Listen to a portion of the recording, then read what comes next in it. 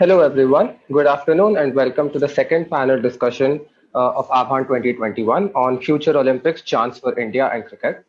Uh, the session will have two panelists. So the first, Mr. Sarvesh Kedia is the founder and COO of Sportwise India. He started Sportwise India close to 4 years back solely for the purpose of promoting Olympic sports and Indian Olympics. He usually works with Olympians who have retired or who plan to retire soon.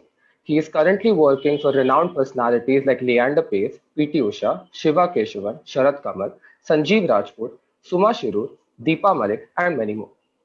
The second panelist for today, Mr. Hakimuddin Habibullah, is an Olympian swimmer and an engineer who comes with over 25 years of experience in the Indian sporting domain as an athlete and beyond. Since 2006, he has been part of the founding teams of several sports organizations. In his current role with Mirtha Pools, FINA's official pool partner, he is championing the transformation of how people engage with water in the Indian subcontinent.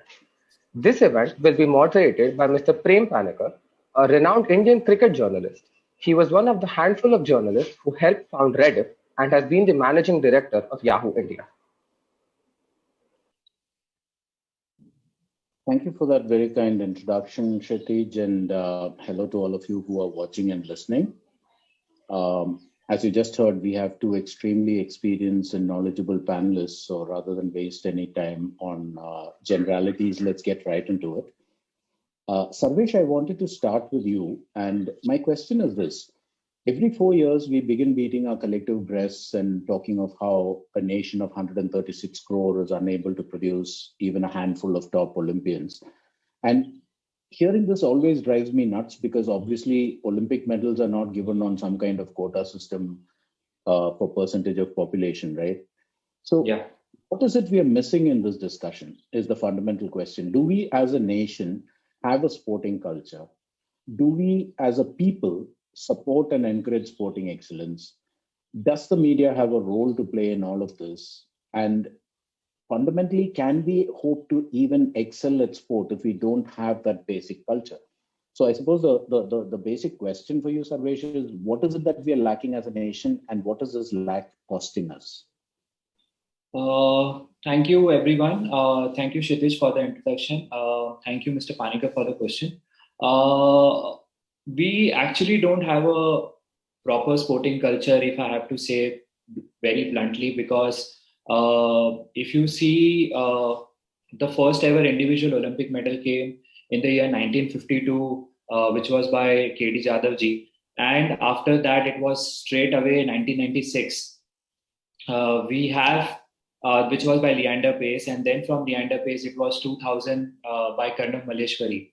So if you see the history of India, we've had a lot of people participating in Olympics. In fact, we used to play water polo. We used to have a good team in the 1900s before independence and after independence as well, where Indians used to participate in sports like water polo and cycling. But if you see, things have actually changed a bit after the 1983 Cricket World Cup, where everyone got into cricket and sports per se, everyone wants to play cricket. So if you see, the sporting culture will come in India when we play all the sports. At this point of time, how many sports Indians play very seriously? Cricket, football, table tennis is still seen as a time pass sport. I'm being very frank to you. How many people do play tennis? How many people know about fencing? How many people know about so many other sports? In fact, Bhavani Devi is the first female to qualify for Olympics this year. So we have, after 44 years, a fencer qualifying for Olympics. So why haven't all these years we've had people participating in specific sports? So infrastructure is something which I really feel is very important.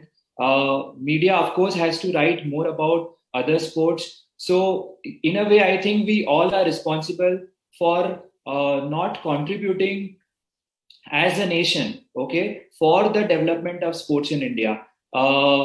Media writes more about cricket.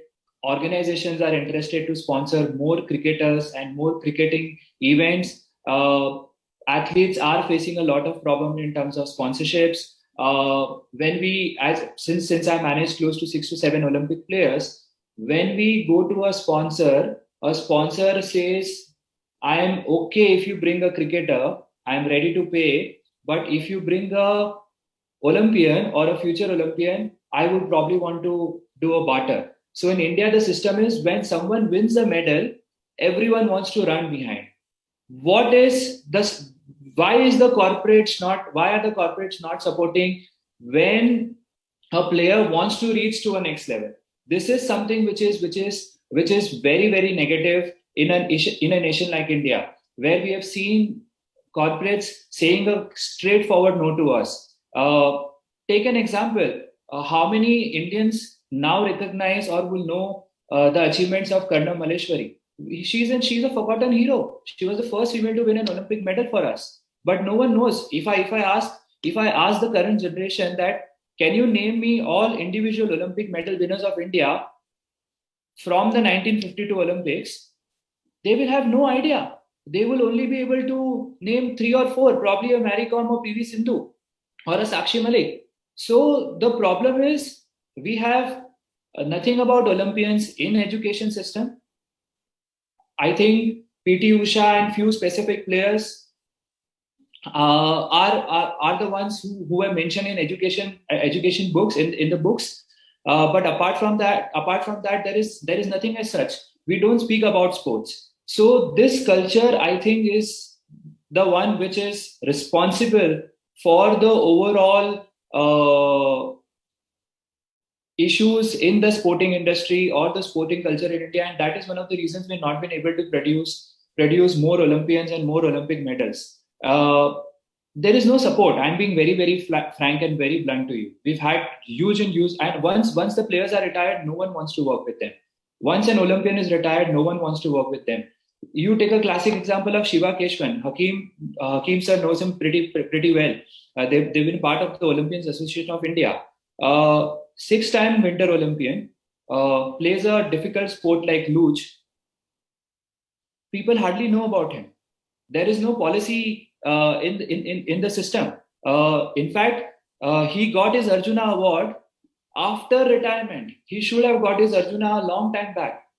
And of course, a lot of players in India probably want to only play not for winning a medal, but to get a job in government, which will give them a security, because they know once they are retired, they will not get any kind of support from the corporates. Yeah. Thanks, Harvesh. I mean, there's so much to unpack in what you said, and I suspect that over the course of this panel, we'll pick up on some of those threads again. Yeah. But before that, I wanted to get Hakeem into this. Hakeem, two questions. One is, do you have anything to add to what Sarvesh was talking about the overall ecosystem? And more to the point, going from the general to the specific, for instance, you are an Olympian, you're a swimmer, you moved from the pool to the IT sector via TCS, and then you jump back into sport, this time as, for want of a better word, an enabler. I know you do a lot of broad-based work in different disciplines, but I also know that you're a passionate evangelist for why swimming should be a national sport, that it should be broad-based. Actually, when we spoke on the sidelines earlier this morning, you made this interesting point about how swimming is the one sport with the most number of individual medals on offer, which is another incentive for this country to take to swimming. So could you elaborate on these points and give us an overview of where we are and where we are hopefully headed? Thank you, Prem, for the question. And I'd like to thank the organizers for having me as part of this panel. I would definitely like to add to Sarvesh's observations and his experience on the ground as well. To begin with, what Sarvesh was mentioning about him taking a cricket player versus an Olympian, I've gone through that journey myself. So it's funny, like when I was in college, I remember we had, our school, and then our college was quite well known for producing, cricket players that went on to represent Karnataka and even India. So I remember having a principal who said, who told me on my face that I wish I had taken a cricket player instead of a swimmer into the college, even though I was there purely on merit and not on any particular sports quota. So I can relate to the challenge, and honestly, that left a very strong impression on me. And I was one of those that spent initial years kind of resenting, if that's a strong word, but really resenting the cricket players, for the kind of accolades they got, or the recognition they got, or the visibility they got compared to the Olympic athletes and even swimmers for that matter.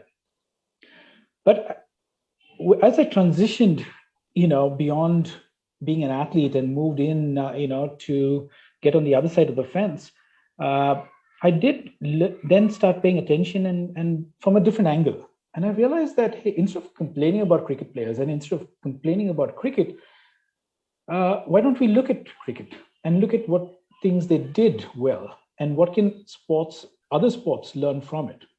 So to just put it in context, because it's a constant challenge. I've been in Sarvesh's shoes in the past, and I really understand that perspective.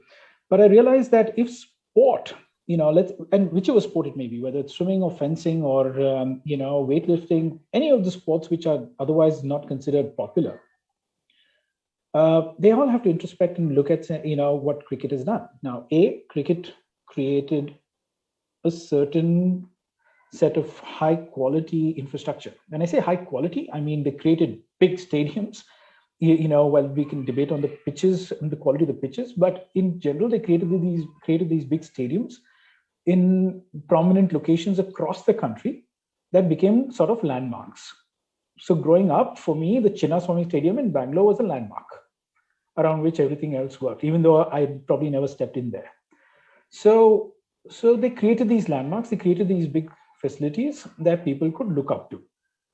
And that, for example, brings public attention, it brings political attention, and people just general, so that's one thing that, so I'm not a big proponent of big stadiums, but still infrastructure, I'm just bringing a context that infrastructure makes a difference. Now, infrastructure alone, it did not stop there with cricket, right? They also then had a structured competitive pathway. So they had a series of competitions even prior to the ICL and IPL coming into play. They did have a structured pathway where cricketers, whether at a state level or or at the national level, there was a pathway they knew that they could participate in and make a long-term career in. So beyond a particular job that they could otherwise get in a bank or otherwise, they could also in parallel earn from that sport.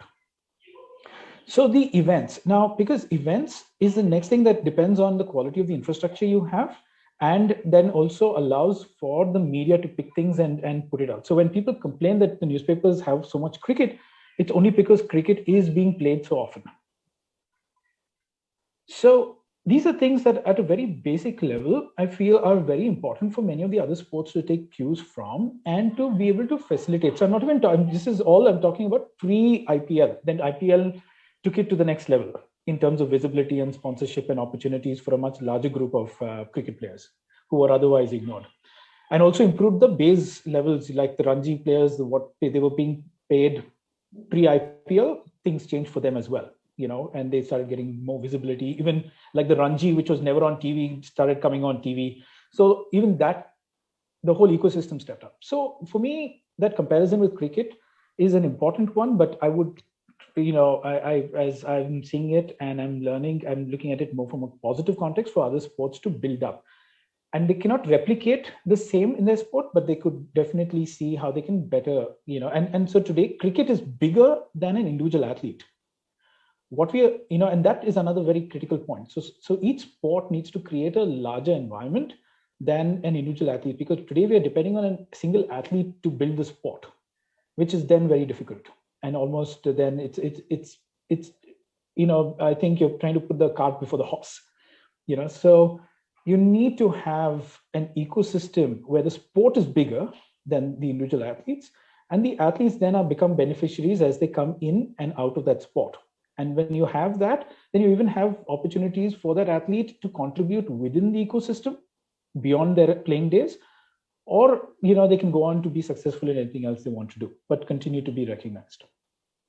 So the challenges do exist. I mean, and so that's my 2 bits about, just to add to Sarvesh and to give the larger context of where. So infrastructure for me is critical for other sports. And when I say infrastructure, again, I want to be careful that we don't look at building the big stadiums only, but having an equivalent number of training facilities that are, more easily accessible, but of a good quality. And then having a certain number of events that allow the pathway, because the events allow for the talent to rise and for then even media to report and pick from. Now coming to my journey, I had this intersection where I had to balance my education and sport. So I was in my final year of engineering, when I represented India at the Sydney Olympic Games. And when I decided to come back, it was about, with a belief, while I loved what I was doing and I enjoyed my work, it was with a belief that, we have the talent to be world-class in sport. But, we had a long way to go. And, if it was one thing to sit on the fence and hope somebody else did it. And then at some point, we realized that, how do we bring in some of the best minds, and I hope that we are able to tickle many minds that are currently watching this as well, to say, hey, how do we be part of this nascent stage? Because sport, I believe, is still at a nascent stage in India and has a lot of growth opportunity. So how do you create the ecosystem? And from the start, I mean, we realized that, we had to think of it strategically. So we had, so even the first athlete I started my first company with was actually a swimmer called Veer Dhaval Khade, who at that point showed a lot of promise. Now, everyone in 2006, when we decided to start, said, you should have started with a cricket player, because from a business standpoint, that made absolute sense, and you lock on with a prominent cricket player, and we had, friends and access to certain prominent names. And they said, you start with a cricket player. But we were very clear that we wanted to have more impact, and in the journey, also try to create economic value. And we chose consciously Olympic sport, and we chose swimming. While my background was there, but my background was only incidental and helped. But for us, swimming from the beginning was very strategic. Like you pointed out, Prem, swimming is a sport that has the largest number of medals at stake. Now in Tokyo, it's going to have 49 gold medals in the aquatic umbrella, which includes swimming, water polo, diving, artistic swimming, and open water swimming. That's the most number of gold medals, in any umbrella sport. And athletics second with 48. And through my journey, when starting from the micro level grassroots with the elite athletes, to then a macro working on policy and strategy with Winning Matters, to creating a brand within that called Swimming Matters that decided to look at swimming, taking then a more concentrated focus on unlocking the value potential and even creating the marketplace in parallel. Because like Sarvesh was pointing about, if sport is built in isolation without a marketplace to kind of support it, then it again falls apart. So when we decided to focus on swimming, we realized that we couldn't do it in isolation. We had to look at it in a multi-pronged approach and creating the whole marketplace so that there was value for all the stakeholders who would be involved. So, that was how we moved, and we looked at a very basic, approach of our hardware software, where we started with the software, looking at how existing swimming pools as the hardware, could be, supported with software, which is people, programs, and processes. How can those improve the outcomes from swimming pools, so that both from a participation and performance context. And then organically, we got involved with the hardware as well. So we started seeing how, like any hardware software approach, you have a phone or a laptop, you build the software. At some point, the software, if it's better than the hardware, your hardware needs to be upgraded for your software to be effective. So it's been a natural organic process so far. And then, it moved to the hardware. So we're looking at the infrastructure. But like I said, the infrastructure is very crucial, because good quality infrastructure then allows for a certain quality of talent to be attracted and retained. When I say talent, I mean not only the participants, but also the support staff that come alongside it. So whether it's your coaches or teachers or administrators, a simple example I often end up giving is a government office versus a IT office, or an IT park. It's the same person, and their mentality changes depending on the environment in which they work. So I believe India has tremendous potential. And, while I'm still only 15 years young in this journey, on the other side of, enabling, like you said, use the word as an enabler to support sport, I recognize that, lots is changing in parallel.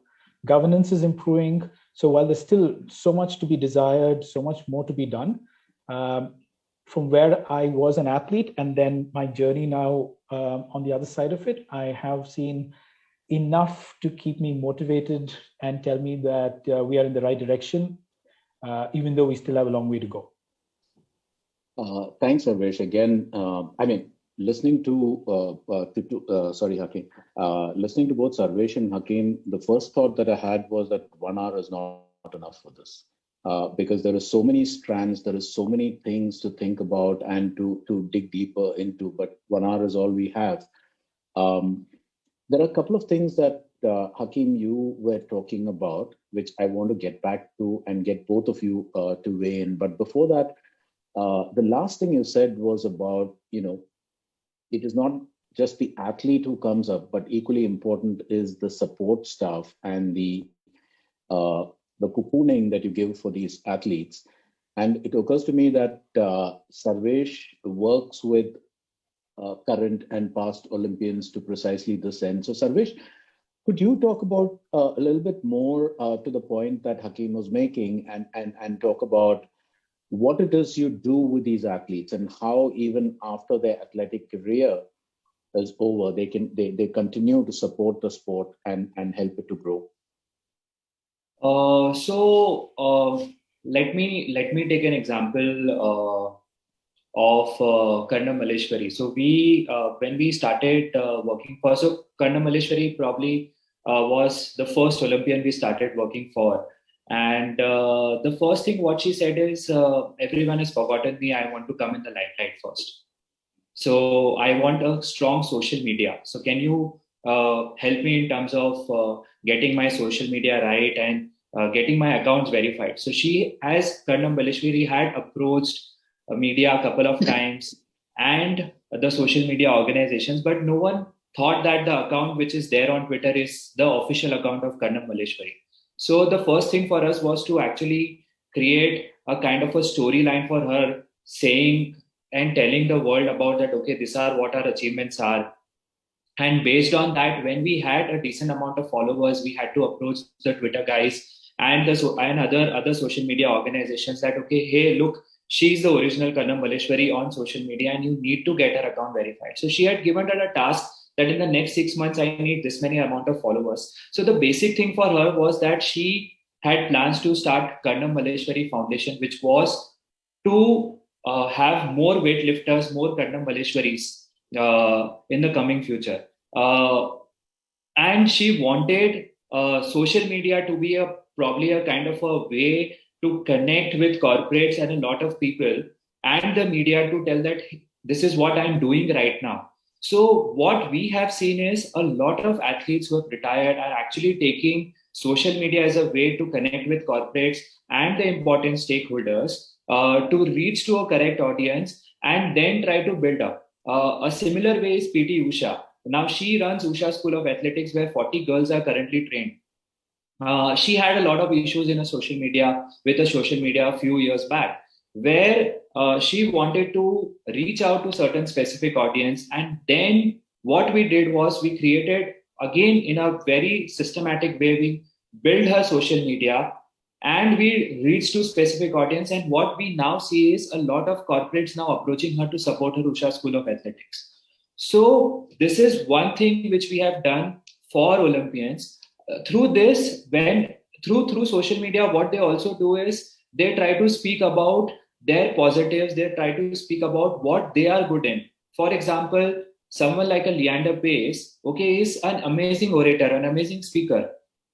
Once he is retired, one of the things which we look is talks. Okay, he can actually do corporate talks and make a living out of it. Someone like a Shiva Keshwan, we actually registered him with a speaking bureau, and we are trying to get talks for him so that he can support himself once he is retired. So these are ways we as organization are doing to support Olympians, and we do also get a lot of stuffs for them in terms of sponsorships. We do get deals for them. Like for example, now I'm speaking about Deepa ji. So Deepa Malik is the first female to win a Paralympic medal for India. When we started our work, a lot of people said, why a Paralympian? Okay, why do you want to work for Paralympians? You can't sell Paralympians. Okay, you can't get brand associations for Paralympians.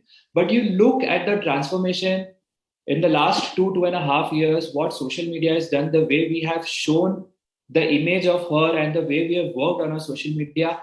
There are brands which now want to work. In fact, we have 2 to 3 brands who have approached us to work with her. She was a part of Dhara Oil. She was a part of Whitehead Junior and a lot of other things. In fact, she was a part of Kaun Banega Crorepati. So in a way, what we've also seen is that marketing some specific athletes, some specific Olympians is a bit easy, but not all.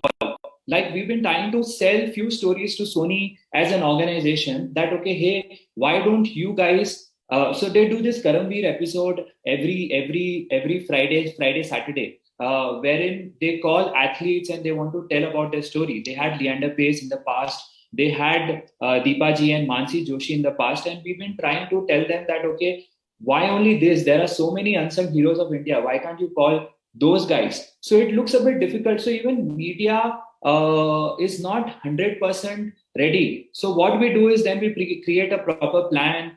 We create a proper story for them. We dug out all the important history and we present it in such a way that it's easy for us to pitch and get sponsorships and support for the athletes. Thanks, Sarvesh. Before we take this forward, I just wanted to, but listening to both you and to Hakeem, coming to you, Hakeem, in just a second. I just wanted to make a point to all those who are watching. This is something that happens all the time, right? We say there is a problem, somebody should do something about it. One common thing that comes from both Sarvesh and from Hakeem is they're not saying somebody should do something about it. They're saying, I need to do something about this. Everybody can get involved. Everybody can contribute. It need not necessarily be earth-shattering contributions. You can contribute to this in little ways, even as you are getting on with your life. And that's one of the things that emerged from when you guys were talking. I think Hakeem had a point that he wanted to make, and then I'll go to the next question. Yeah.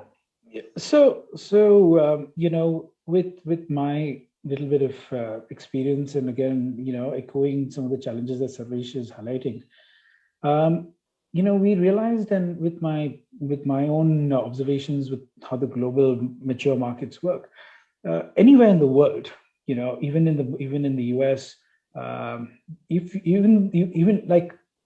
a gymnast of Indian origin called Raj Bhavsar.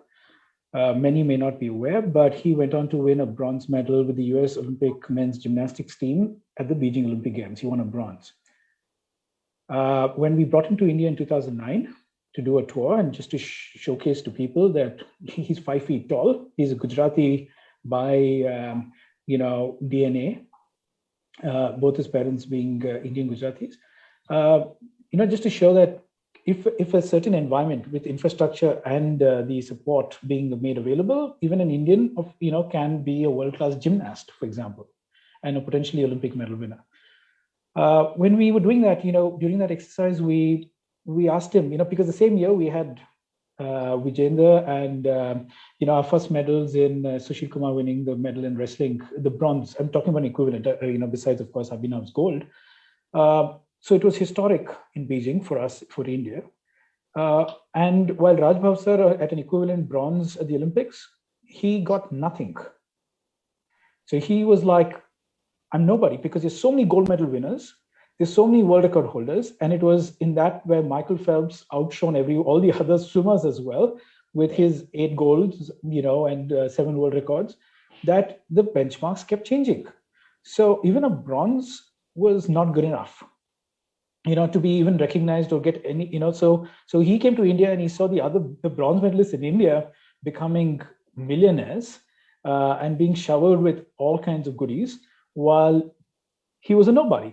So just to put context, that things keep changing and will keep evolving. If you're the first, you may get a bit more, but the second will always become more challenging. I mean, not only I'm talking about the first gold medal and the second gold medal. The second gold medal will get less visibility than the person who won the first gold medal. So that's always going to be the challenge. Now, expecting the market to keep giving at a linear or exponential is often a challenge, because one cannot control the market and the sponsors. So one of the things we realized, and even globally in a country where as we also want to mature, the ecosystem needs to have its own stability for the athletes. So the athletes, like many of the top athletes in the US, have to find their own means of income. They don't get so in many ways, the Indian athletes are actually more privileged than compared to many of the other more mature. They have security of a government job. They get supported and sponsored by the government. So we often miss that part. While in a place like the US, many of the athletes, have to really work extremely hard to manage and balance with very limited support. The fundamental advantage, because of the basic infrastructure and quality of programs, they are able to attract the world to come there, and hence their cost of access to high quality competition and learnings and support is much less compared to an Indian elite athlete who, once they're the best in their sport, due to the gaps in the ecosystem, they have to travel abroad, which then complicates and makes things more expensive, and there's a major dropout of people who can afford to do that. And that's why we're dependent on other support to kick in. That being said, we are also in the process of trying to see how can we make the athlete independent in their own sport. As a case in point, we started with swim teacher training programs. How do you train teachers of swimming, not coaches, teachers, because that's fundamental. If we have to unlock the potential this country has, we need a lot of people to love the water and have the right fundamental skills to then take up whatever they want to the sport. Now that comes with the teachers, like school teachers, who set a holistic foundation for any subject and make you love that subject. Then you can choose to take it to the next level and specialize. That's where, similarly in sport, you got coaches that come in to take you to the next level. So today we've been, seeing, a bunch of Olympians as well as national champion athletes, both current as well as former, who are entering the classroom saying, "Hey, I love the water and I would love to teach." And so there is a significant economic opportunity in teaching swimming. And so it's a win-win on two sides, right? It allows you to share the love of your sport, but teaching the fundamentals. And many assume that because you're a good athlete, you know how to teach or coach, and that's often incorrect. It's a specialized skill to know how to teach, and they need to be taught how to teach.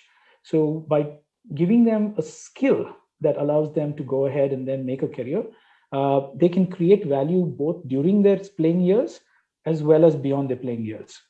And to a point where they're not only creating economic value to sustain themselves in the sport, but also creating more people who might enjoy the sport. So it's a win-win situation. And that's something we are looking at and building on, while we've already experienced a certain level of uptake on this particular point. Thanks, Hakeem. Again, I wish we had doubled the time at the bare minimum, because every single thing that you and Sarvesh are saying makes prompts about 20 questions in my head. But I think we're kind of, time constraint. I just wanted to add something, if I can, to what. So the point which Hakeem made with regards to yes, Indian players do get a lot of advantage, and they have become, but very few players have become millionaires. That too specific who have won Olympic medals. But what about those players who've won Olympic medals in the past, which is 1948, 50 to 56, the hockey players? I've met many of those, and I don't wish to say the exact the right conditions which they've been. A classic example is Keshav Dutt. If ever you get to go to Calcutta, please go and meet him, and you will see his condition. There has been a lot of issues with a lot of players. Tulsidas Balram, a very famous Olympian footballer, he's not in very good shape. There has been no support from the state, no support from the central government. We have SS Babu, SS Narayan, again one of the finest goalkeepers in football India has ever produced for Olympics. He stays in Bombay. How many of us know about such stories? Okay, so my point will always be that yes, players in India have earned well. Cricketers, of course, have earned a lot. Few Olympians have earned a lot. I will not wish to take the name, but the player who had defeated Sindhu, okay, I can take it. Carolina Marin. After the medal, she actually said that I got only this specific amount for winning a gold medal from my country. But look at PV Sindhu; she's just won a silver, and the kind of support she has gotten. So the thing is, as I had said in my first point, that there is a huge amount of support when a player wins a medal. But there are again many players who have not got the support. For example, if you see the players who have won medal in 2016, they've excelled very, very well for in a lot of things. But 2012 was the year where we had won the maximum Olympic medals, which were 6 Olympic medals. Where are those Olympians? People are not speaking about Vijay Kumar at all. One of the finest shooters India has ever produced, an army guy, but we don't speak about him. So the thing is, I will always come to a part wherein we need to educate more about Olympics. We need to educate more about Olympians. We need to speak more about our unsung heroes who have done well at Asian Games or at Commonwealth Games. It's okay, they've not won an Olympic medal. But I think participating in Olympics is again a very, very tough job. As Abhinav Bindra always says, that it is not just it's every day. It's not just after 4 years. Okay, so it takes a good amount of hard work, a lot of sacrifice to qualify for an Olympics. Yeah. One thing that I keep taking away from what both of you guys are saying is, something that the audience needs to understand. If we don't celebrate the heroes we have today, we won't have heroes tomorrow. There are two major questions that remain unanswered, which are part of the panel's original thing. And Hakeem brought up one of those when he talked. In fact, if I did a word cloud of what Hakeem spoke about earlier, infrastructure would be the big one, right? It's a word that came up repeatedly. Now, India has hosted Asian Games more than once, for which we have built stadia and stuff like that. And I've personally gone to some of the stadiums that we have in Delhi, for instance, and seen what has come of it. It is used for everything but sport. That raises the question: should India be even thinking of hosting an Olympics in the near to midterm future, or should we actually be putting those resources to use to create Olympians as opposed to infrastructure?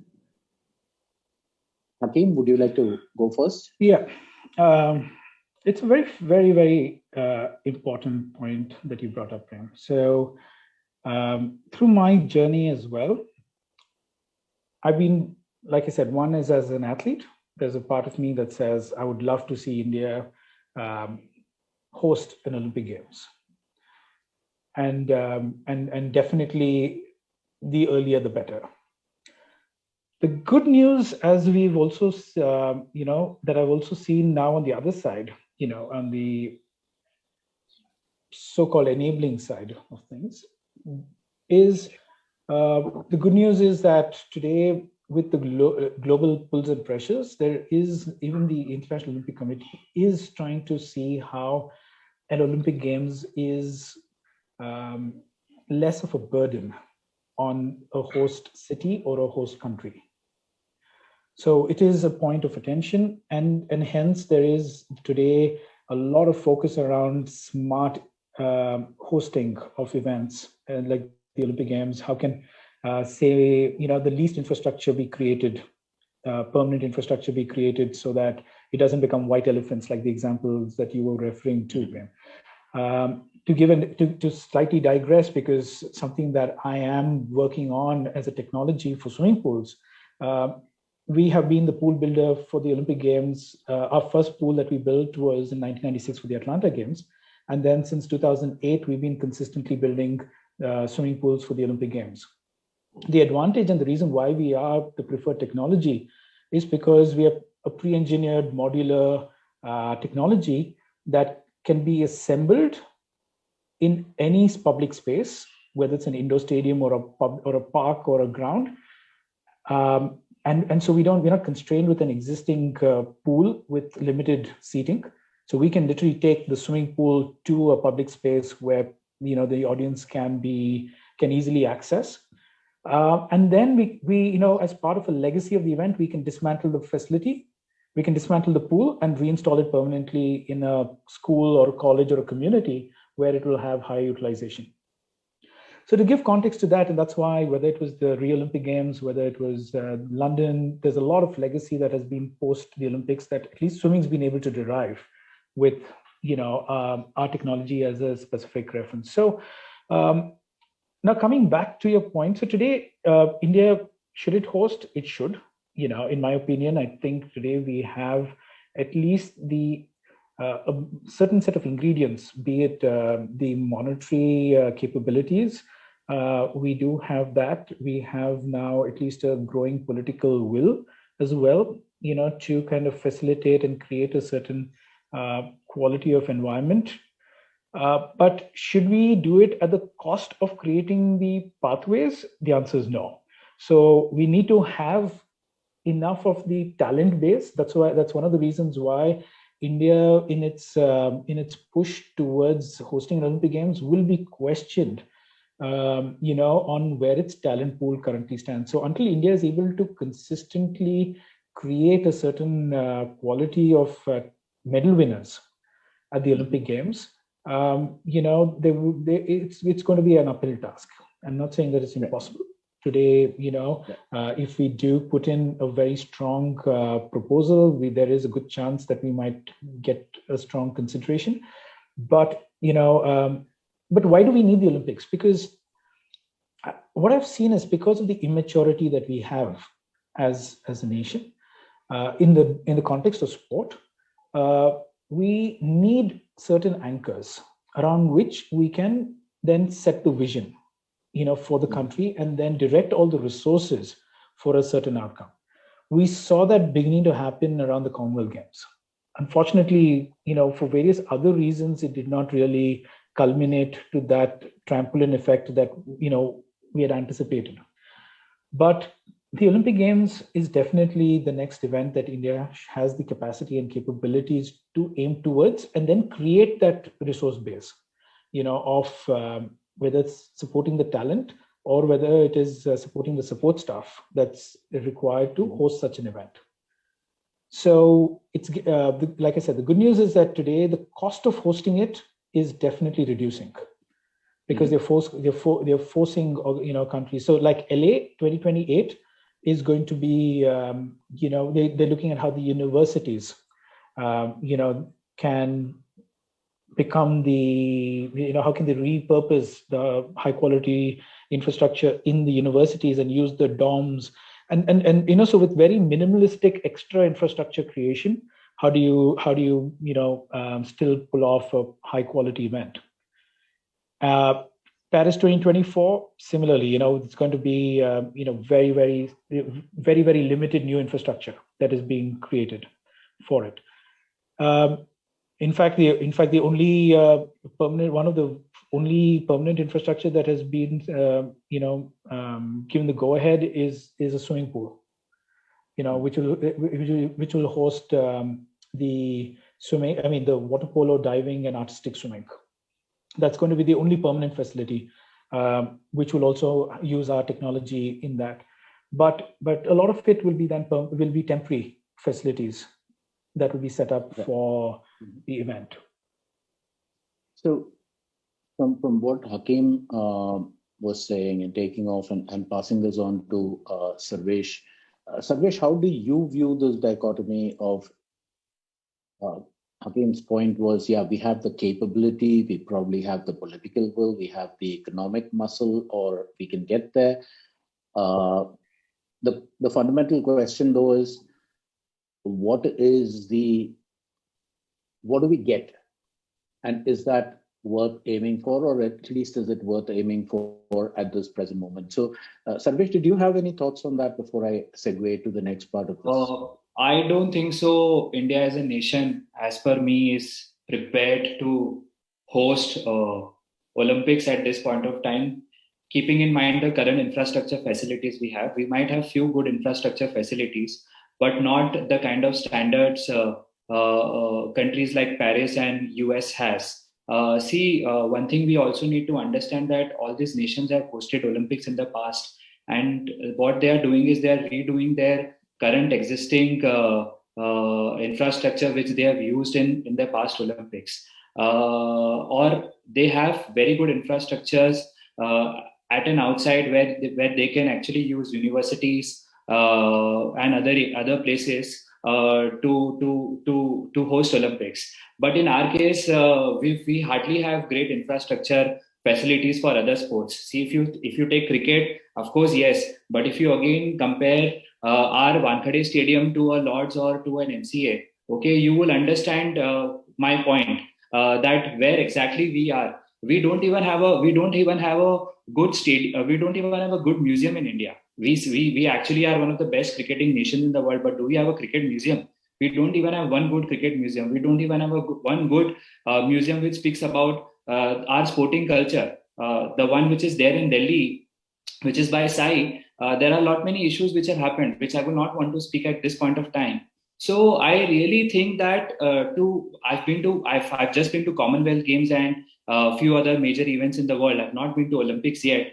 But then what things which I've seen there and experienced, and when I've experienced the similar things in India, I think there's this huge gap where we think that we actually can. We have the monetary power, we have the economic power, we have a government which wants to promote sport.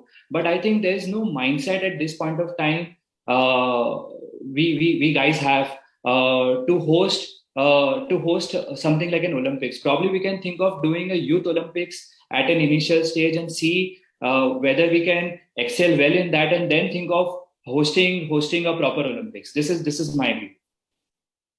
Thanks. I mean, basically, both of you, in your own ways, are trying to figure out whether the cart comes first or the horse comes first. Really, yes. Do we host Olympics before we have a broad base of athletes? And the other point is also well taken, that countries that already have a sporting culture, which takes us right back to the beginning of this conversation, right?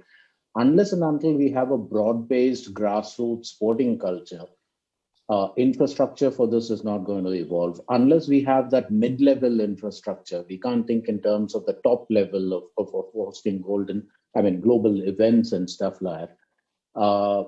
Before we see what the audience has to say, there is one other question that is part of the theme for this, and judging by the topic, I probably will get killed if I don't ask it. So I'll go right ahead with that. Olympics did feature cricket back in the day. In the second Olympics, in fact, there was a cricket event played by just two countries, but whatever. And then it dropped out. The question is two parts. One, is it time for cricket to sort of be dusted off and brought back as an Olympic sport? And B, are we kind of making the mistake of assuming that just because cricket becomes an Olympic sport, that increases India's chances of winning a medal? Is it quite as simple as that? Can we since Sarvesh has been on the mic up to now and needs a break for a drink of water, can we start with Hakeem and then come to Sarvesh? Yeah. So what I found interesting, Prem, you did mention about cricket being there in the second Olympics. When I was looking at some football clubs in Europe, I found that they were initially set up as cricket and football clubs. Surprisingly, because like a club like AC Milan, I'm talking about a country like Italy. I'm not even talking about a British or a Commonwealth country. So a club like AC Milan was started off as a cricket and football club, and cricket fell off somewhere along the path, and then went on to be only football, and football then became really massive.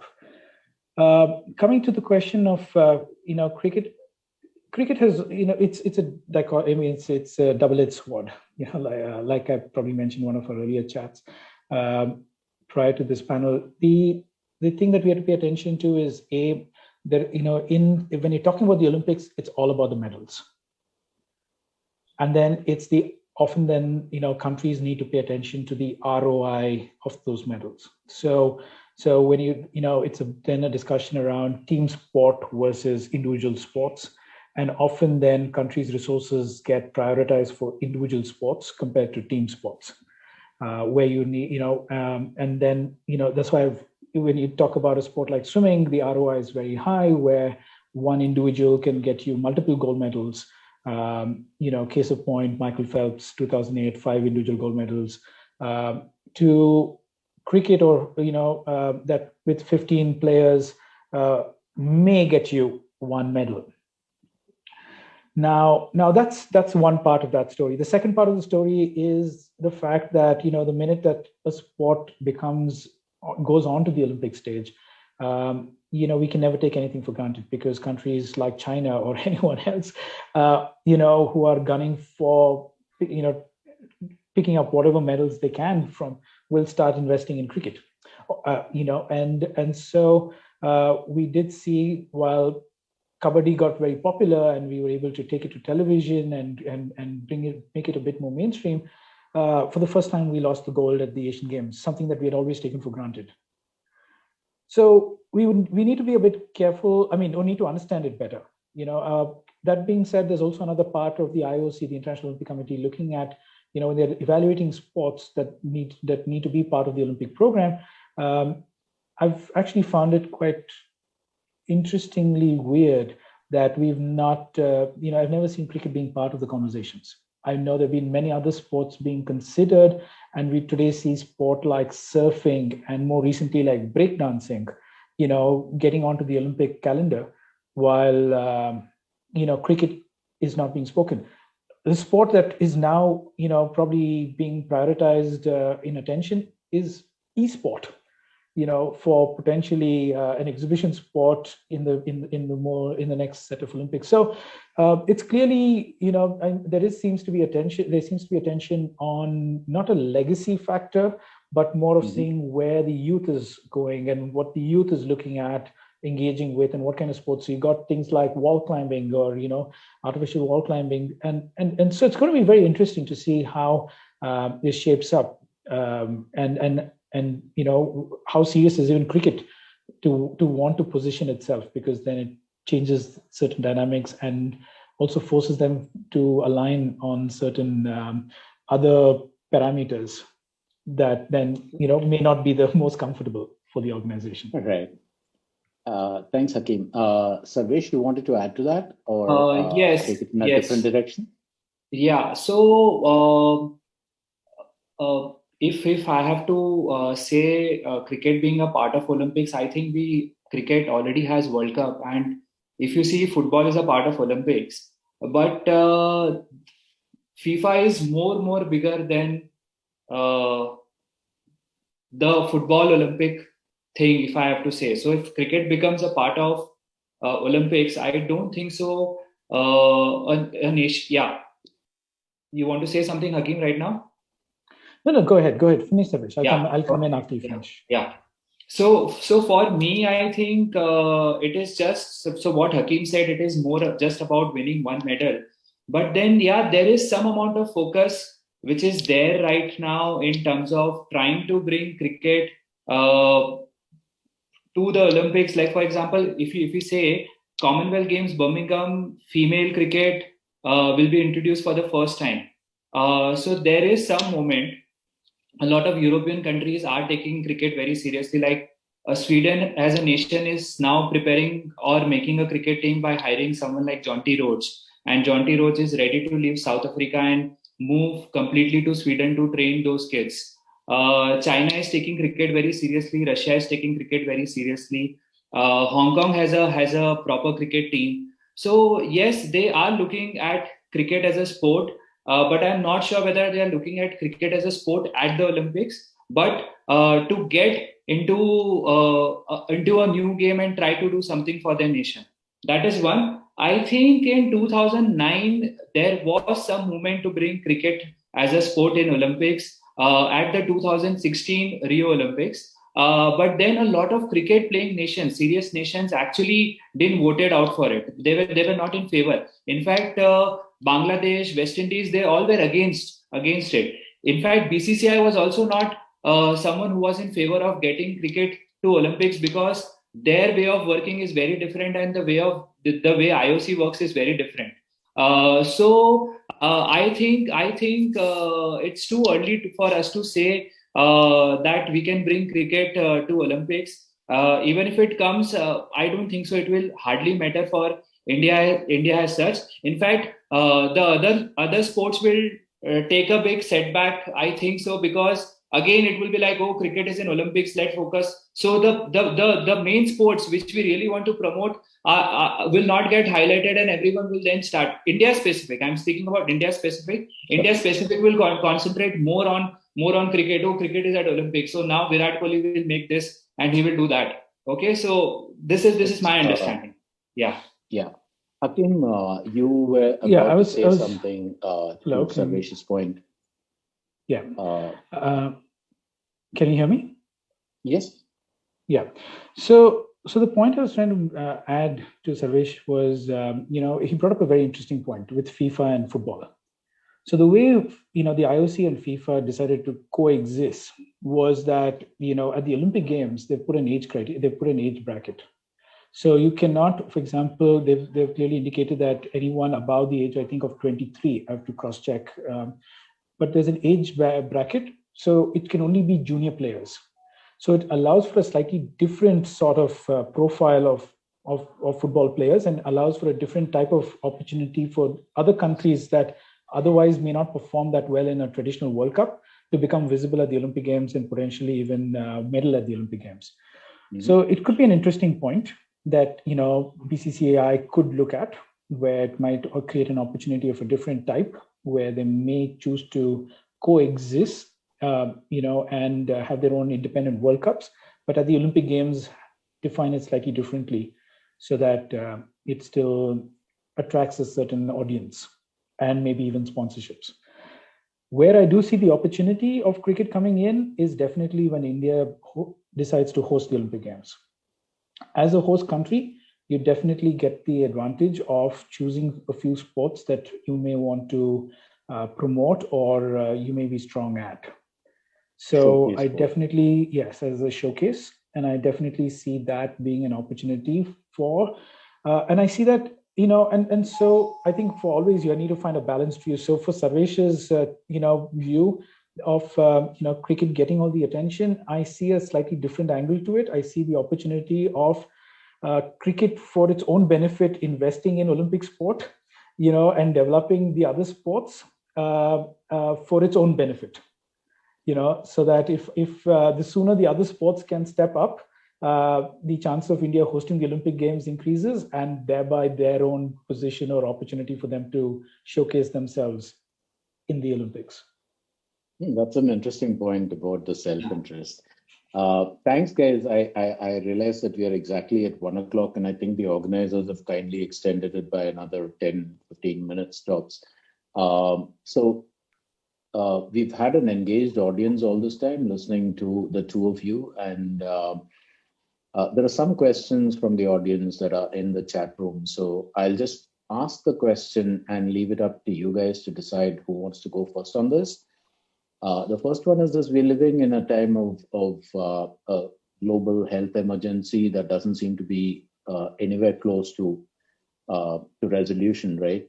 So the question that is being asked is, shouldn't sport be encouraged, not purely from a transactional let's win an Olympic medal point of view, but just for the sake of general health?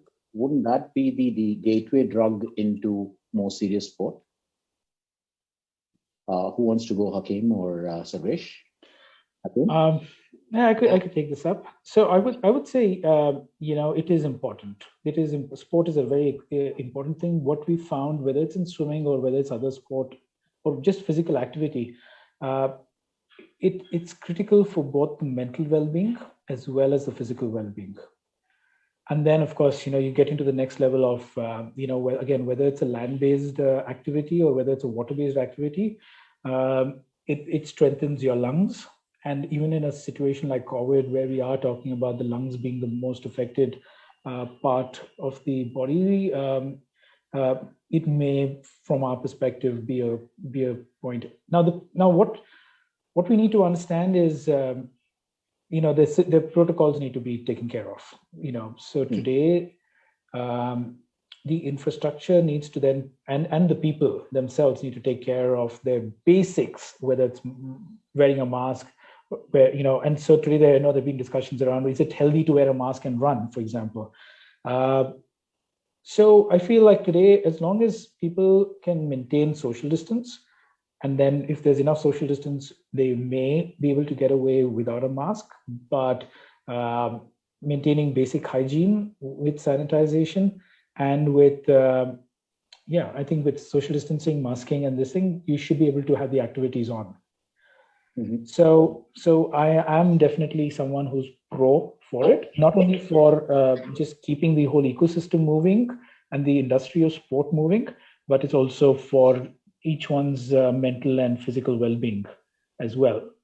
Because I think one of the things I observed personally as well as around me is that the minute lockdowns, everyone's cooped up at home, everyone's going to get different other types of problems. The number of starting with vitamin D deficiency to other possibilities, it's just that's creating a supplementary time bomb. Yeah. So to those listening, guys, put on the mask, get out, get some sunlight, get some cardio going, whatever.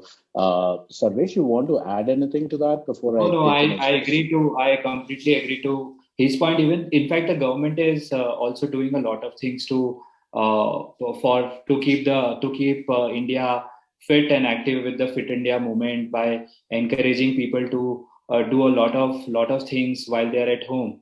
So I think it's not just about running on a treadmill, but then you can do a lot of things to keep yourself fit. A basic exercise done at home can improve a lot of lung efficiency. In fact, I'm an asthmatic since last 10 to 12 years, and basic yoga and basic exercises kept me fit in the last 1.5 year. So I think it's very important to do basic stuff, which encourages, of course, healthy living. Yeah, I want to go to another question, and both of you are perfectly placed to respond to this. So you can take it in, whoever likes can go first and then the other. The question is, often the coaching and the facilities for various sport is not economical for the general public, due to which many people slack off from using these resources. What can be done to make, I guess, coaching infrastructure, facilities, the whole thing of playing sport, what can be done to make these cheaper and more accessible? Who wants to take this first? I think Hakeem, if you can answer it first. See, I think Firstly, there's, I've come across a very, I think we've got a social, and maybe that's a cultural, I wouldn't want to blame it on culture, but it's maybe, let's say, social legacy, where for far too long we've looked at sport as a subsidy, compromise, subsidy. I should be, where everyone looks at it being given for free, whether it is access or even for the coaching. Now, this is where there's a challenge. The challenge is that anything of any quality requires for people to be, I mean, if you want a certain quality of infrastructure and you want a certain quality of people to be attracted and retained to even coach or teach, you need to create that marketplace. And that marketplace, and that's why in a marketplace, the responsibility is on two sides. There is a responsibility for the infrastructure to be made safe, inviting, for people to take up the sport. And then it requires for the people who are delivering the sport, coaching or teaching, to give them a certain experience of from a service perspective that people feel like, they're getting great value from it. So today, for anything where we see people investing, we don't see people complaining. But today, when people complain in sport, it means that our quality of environment and infrastructure and the quality of service in terms of the coaching needs to improve for people to feel like they are getting value for what they are, engaging with. Right. And in any of the other countries, let's take some of the mature countries. They've got a two-way approach. There's one which is a community-based infrastructure, very simple, basic, that allows for volunteers to come in and, sometimes parents who double up as the community coach. And so at a very, very low cost, of additional cost, they can come in and still deliver certain quality of, of outcomes to just introduce the skill based, the skill and the, and making sure it's fun, because these are two critical components at the base of the pyramid. And then when it comes to coaching, where someone wants to commit to take it up competitively, that's when the investment comes in, because then things do get expensive, whether it's the equipment, whether it is the know-how or access to a different quality of infrastructure. That's a different pathway, and then people invest in it. So I feel like that's the part where today we are very poor at both levels. Our grassroots levels are extremely poor because it's the quality of the play fields and quality of the community infrastructure is very poor. And the people who are associated with that, in turn land up to, also not make things attractive. So that's the fundamental challenge, to bring in people to stay, take up and stay in sport. And hence people don't even value it, and hence don't even pay or think that they're paying too much for what they're getting. And then at the other end of the spectrum, because very few land up going up into the competitive arena, it doesn't become attractive and viable for the coaches, and many coaches to be there, and for that quality of infrastructure to be created. So we are currently, that's partly the reason why, even when we decided to focus on the sport of swimming, we went back to bringing the world-class mindset or high-quality mindset to the grassroots level, and improving the quality of the teachers as a starting point to create the marketplace. Because as people, like I said, have fun and are getting, a certain quality of skill set, they will appreciate and value more. So to give us a very specific example, today when we've been training coaches or teachers, I have to correct myself, teachers of swimming at a certain quality, today we've got not only Olympians and national champions who are taking up teaching, but we also have people from the IITs, IIMs, and top, schools and corporates who love the water and say, hey, I would love to teach, but they've never been like formally taught how to teach better. So today, as we're getting a different profile of people into the domain to even play those roles, now we are seeing less people complaining on the value that they're paying for getting a certain quality of service and infrastructure. So that's the important point if you want to change that mindset. Thanks, Hakeem. Our hosts have been generous enough to let us overshoot the time before we transgress any further. I just wanted to wrap this up by asking you guys for any last thoughts on the broad theme of India sports and the Olympics, and maybe because Hakeem has been on stage just now, We could start with Sarvesh. Sarvesh, any last thoughts for the audience on how India becomes a sporting nation? I think we need more professionals working in federations. Then probably people who have no idea about sports working in federations and trying to build the entire ecosystem. That is one. In fact, there was this one question which was there, which was about Khelo India being the being the perfect platform. I don't think so.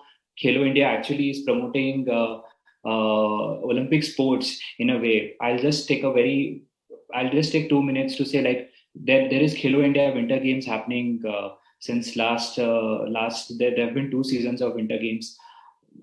Except one or two sports, most of the sports are local sports which are not even part of Olympics. So I don't think that Khelo India is a perfect platform. We really need to understand that which are the sports which will give us medals. We can probably concentrate on 10 sports or 15 sports and then see that, okay, like swimming, as Akeem said, is one area where you can get a lot of medals. You see gymnastics as a sport, there is huge potential, but no one wants to write about gymnastics. No media wants to speak about a gymnast. No one wants to because we've only had one Deepa Karmarkar. But are we trying to understand that what it takes for someone to become a Deepa Karmarkar? There have been many other gymnasts who have been a part of Commonwealth Games in 2010. And there are so many gymnasts who wants to take up the sport, but with no proper support, no proper infrastructure, and no proper understanding of the sports, no proper federation support.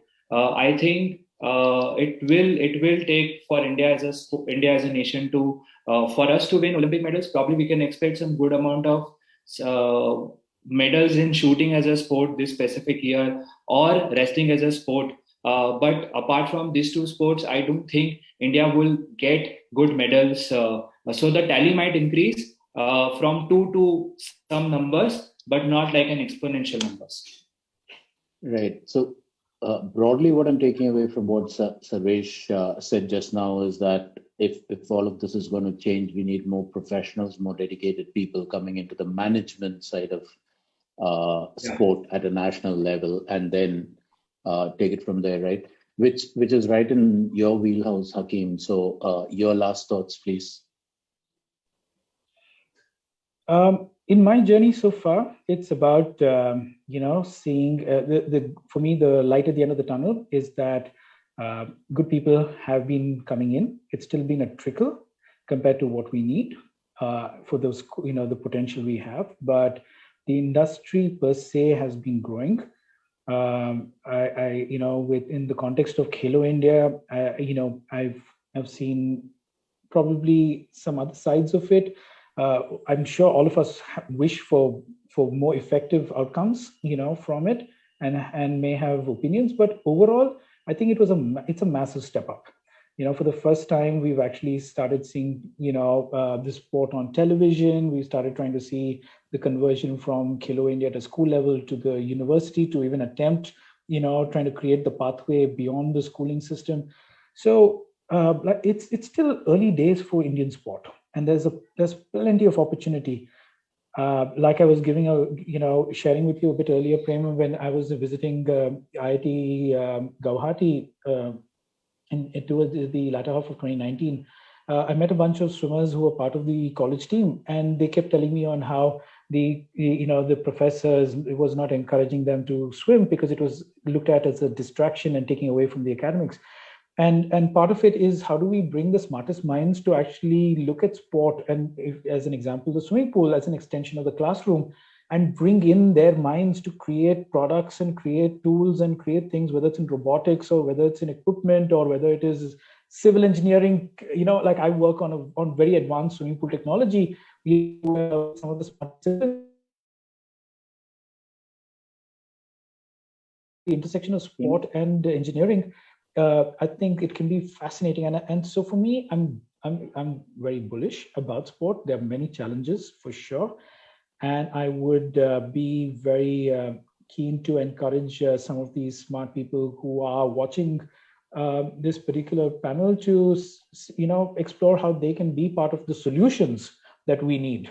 There are many challenges, there are many problems, but each of those each of those solutions have tremendous opportunity and potential. So that would be my 2 bits. I definitely see India getting stronger from here. We've had little to lose, and so we have a lot to gain. So that would be my parting shot. Right. Hakeem brought up the thing about the audience, and I just wanted to thank the audience for being attentive and listening, and hopefully all the points that Sarvesh and Hakeem have been making throughout will stick in your heads, and some of you at least will start, get entering the field of sport at whatever level, whether you're playing it or whether you're helping develop infrastructure or whether you're, Hakeem, I remember bringing up the point about local coaching, sort of like the little leagues in the US and stuff. You could even get involved at that level, just encouraging neighborhood kids to play and helping them out, all of that. So thank you, audience, and thanks a bunch, Sarvesh and Hakeem, for your time. Thank you. And also to Aavhan for hosting this. It's been a fun afternoon, and hopefully will become productive in some form or fashion. So thanks, everybody. And with that, we are done and dusted.